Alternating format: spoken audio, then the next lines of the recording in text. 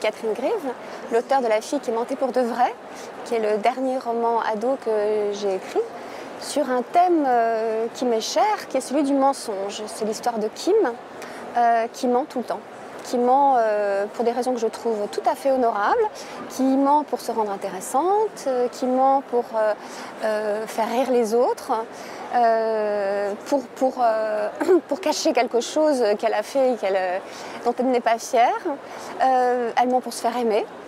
Donc moi, je suis plutôt d'accord avec elle. Et puis les choses s'en mêlent.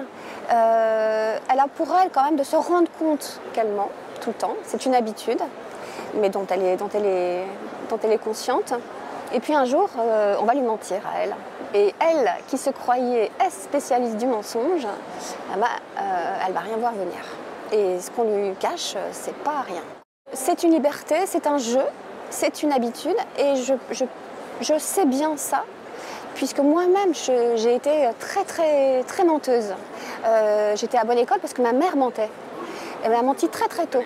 Donc ça a fini par devenir chez moi une forme de communication comme une autre, tout aussi valable. J'y ai pas vu d'interdit. Encore très récemment, grande, c'est d'abord le mensonge qui me venait avant la vérité. Et j'ai trouvé ça un peu, ça crée des frissons, quoi. C'était un peu un risque. Maintenant, c'est l'inverse. Maintenant, c'est de dire la vérité qui me fait peur, parce que c'est pas à ça que je pense en premier. Mais une recomposition, oui, de tout ce qu'on aimerait, de tout ce dont on rêve. Mais Kim, elle va bien, elle a une famille. Alors son seul problème, c'est que son père n'est jamais là. Il lui manque très fort. Elle a un lien très fort avec son père. Et elle vit seule avec sa mère et son petit frère. C'est pas une situation qu'elle aime, d'autant qu'elle sait que son père est chauffeur routier et pas dans les pays du Nord. Il est suédois d'origine. Et la vie de son père la fait rêver. Donc tout est dans sa vie, en tous les cas, tout est un petit peu décalé, tout n'est pas complètement stable. Encore que la stabilité dans une famille, je ne sais pas très bien ce que c'est. Ça se saurait s'il suffisait d'avoir un père, une mère, des frères et des sœurs pour être ce qu'on appelle une famille solide. J'ai lu quelque part que c'est un ado qui dit ça, une famille, ce sont des gens qui vous écoutent. Et ça m'a beaucoup marqué, ça m'a beaucoup marqué cette phrase. Et il faut croire aussi que Kim, on ne l'écoute pas beaucoup parce que finalement les gens se sont habitués à ce qu'elle mente. Ils le savent, mais ils ne disent rien. Alors Kim, c'est une adolescente, une vraie, une pure, qui est, contrairement à moi, qui s'exprime plutôt pas mal. Elle s'exprime ne serait-ce que dans le mensonge.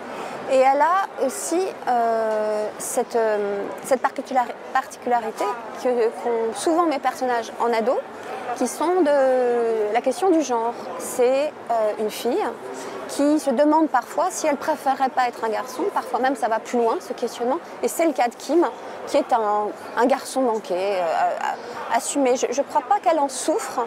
Je crois que c'est son style. Je crois que rien de ce qui arrive dans le livre ne la questionne profondément là-dessus. Ce qui la perturbe, c'est que petit à petit, elle se rend compte que le mensonge gâche absolument tout. Et ce qui gâche tout, c'est le silence. C'est pas tellement la vérité, c'est sentir, c'est repérer chez l'autre des choses qu'on a de soi. C'est l'effet miroir, quoi. Quand on est face à un menteur. Et là, le mensonge la dépasse tellement qu'elle a le choix ou s'effondrer ou agir. Et c'est dans son tempérament d'aller résoudre le problème.